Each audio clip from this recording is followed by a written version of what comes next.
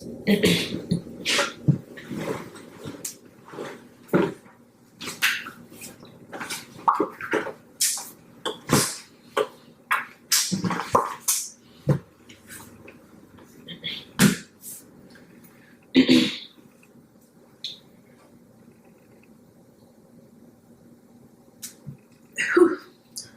burp.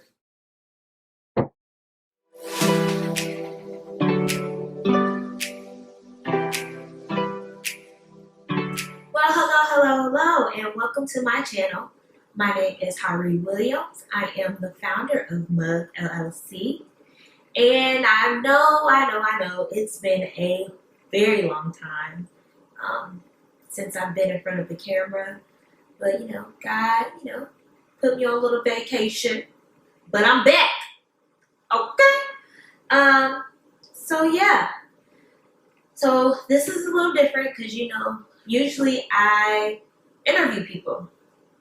But like I said, God had me on vacation. We had a few conversations.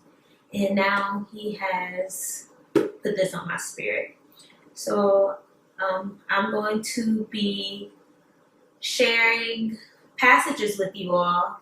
And whatever the Lord has placed on my heart, I'm going to be that disciple and share it with you. So, what is nightcap? Nightcap is getting,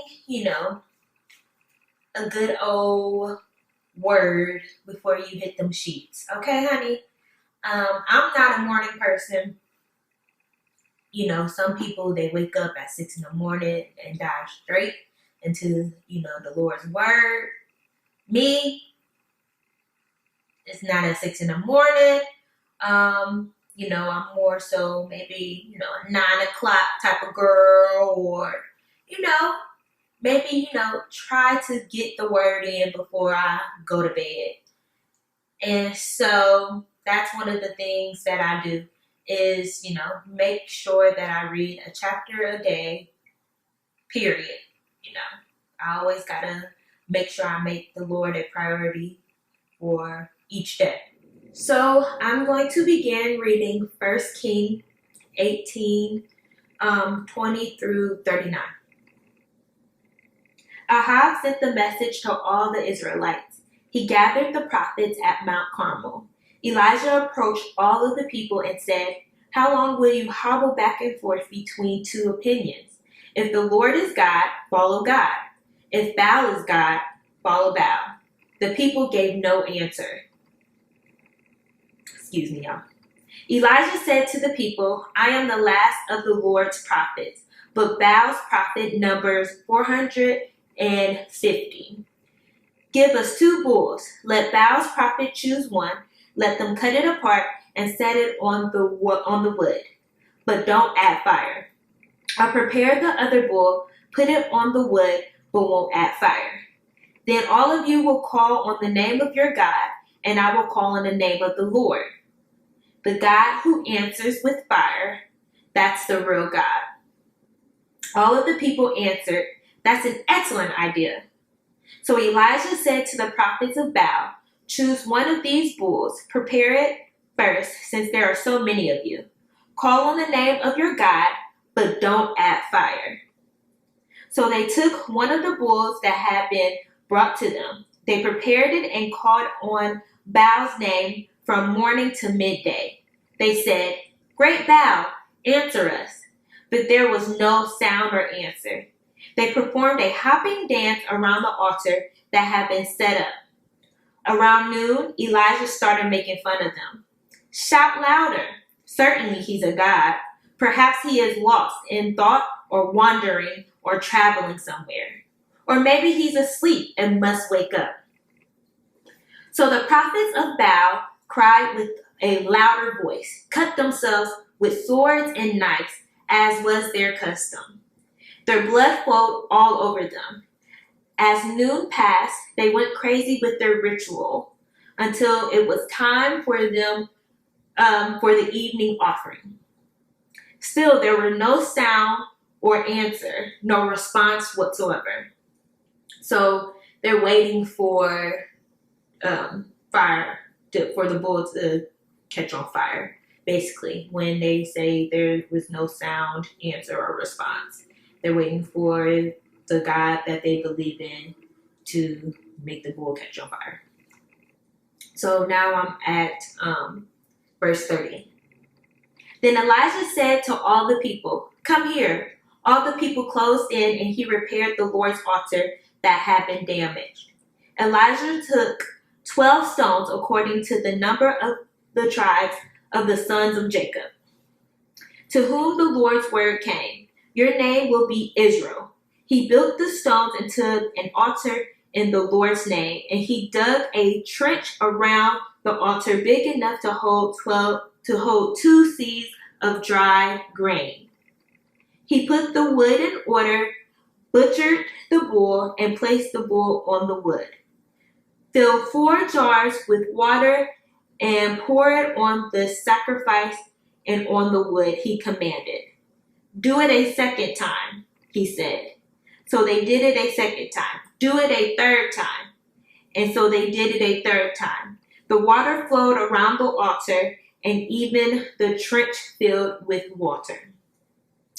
At the time of the evening offering, the prophet Elijah drew near and prayed, Lord, the God of Abraham, Isaac, and Israel, let it be known today that you are God in Israel, and that I am your servant. I have done all these things at your instructions. Answer me, Lord. Answer me so that this people will know that you, Lord, are the real God, and that you can change their hearts. Then the Lord's fire fell. It consumed the sacrifice, the wood, the stones, and the dust. It even licked up the water in the trench. All the people saw this and fell on their faces. The Lord is the real God. The Lord is the real God, they exclaimed. Okay, so we just read 1 Kings 18:20 through 39.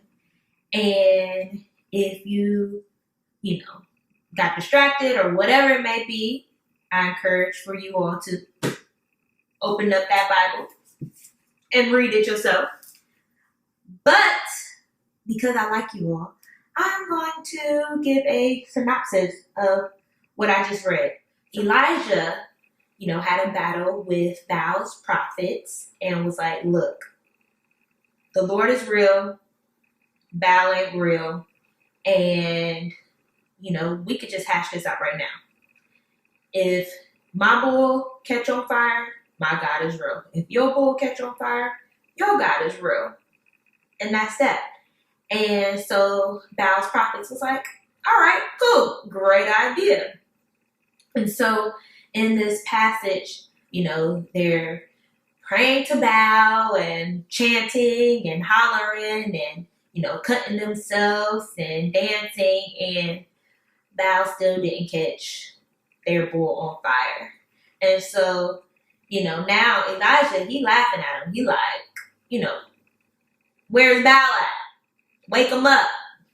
Did he get lost? What's happening? Where he at? Where he at? And so he's joking around, boom, boom, boom. Now it's his turn. And so he sets up everything, and then, he calls on the Lord, and the Lord brought that fire. Okay, honey? The Lord brought that fire. And so then he's like, look, the Lord is real. The Lord is God, period. And so in verse 39, it states, all the people saw this and fell on their faces. The Lord is the real God. The Lord is the real God, they exclaimed. So why am I reading just this passage to you all? I'm reading this passage to you all because I feel like it relates to us to this day. Like, there are many times where we feel like God's not moving fast enough, or, God's not answering our prayers. And so we lean towards other things, other people, other gods, other faiths. And, God's like, no, I'm still God. And also, when you read in verse 20, it states, "How long will you hobble back and forth between two opinions? If the Lord is God, follow God. If Baal is God, follow Baal." The people gave no answer. And I feel like that verse definitely applies to what I just stated, how, we can easily, lose faith in the Lord and start trying to mix and mingle in other things, or, mix and mingle in different vices, or make someone or make an object our God, just so we can feel comfortable about the decision that we make, or so we can feel comfortable about a circumstance, when the Lord's just like, have faith in me, trust in me, believe in me. And Elijah was basically like, look, you're going to believe in the Lord, believe in the Lord. You're going to believe in Baal, believe in Baal. But stop jumping between two opinions, because it's the Lord or Baal. So no in-betweens. And I'm not trying to offend anyone, or I'm not trying to, come for anybody next, because I can even say that I have my moments where I try to play God, or I had my moments where I try to play God in my own life. And I'm like, Lord, you're not moving fast enough for me. And he like, shorty, whose time is it on, yours or mine? And literally, because I like to try to take control over my life instead of depending on God and allowing him to direct me to wherever he has called me to be, I ended up in a deep hole of hell. Honestly, let's be real about it. Ended up in a deep hole that took me 2 years to get out of. And I share this story all the time, but it's truly my testimony. And I thank God that he got me out of that situation, even when I was being disobedient. Ooh, that's a word. So even when you are disobedient, even when you turn your back on God, just call on him. Call on him. Depend on him. He's still God. He's still capable of all things, and he still loves you. Ooh, okay, honey. That's a word. Also, God gave me some points that I want to share with you all. And the first point is, show them who is God through your faith, obedience, and actions. So we can use Elijah as an example. He was like, look, the Lord is God, period. No ifs, ands, and buts. And we can show this right here, right now. He could easily was like, look, it's 450 of y'all and it's one of me. He could have easily lost faith, but he didn't. He stand firm and stood strong in his faith. And he was like, I'm going to show y'all through the Lord that he is God. Another point I want to share is, call on the Lord and he will bring fire. He will appear, he is faithful. Don't go off of your own understanding. Stop making man and things your God. As I stated before, we can easily, lean on other things, lean on our own understanding, lean on the blog's understanding, lean on someone's social media understanding. And yes, God can speak to you through those things, but you have to truly be able to discern, is it God speaking to you through those things? Or are you trying to convince yourself of something to make yourself feel good because you don't want to be patient and wait on the Lord? Also, the other pointer is, serve the one and only God and remain faithful even when you feel like you are alone. We can go back and look at Elijah. Literally, he's the last prophet, the last prophet for the Lord, and Baal had 450. Deep, honey. And he still was like, nah, I trust God too much to turn back. I trust God too much. I know he's going to show up. He's going to make this fire happen.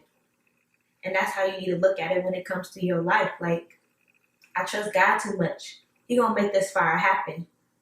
He's going to consume all of this trouble, drama, problems, because he is the Lord.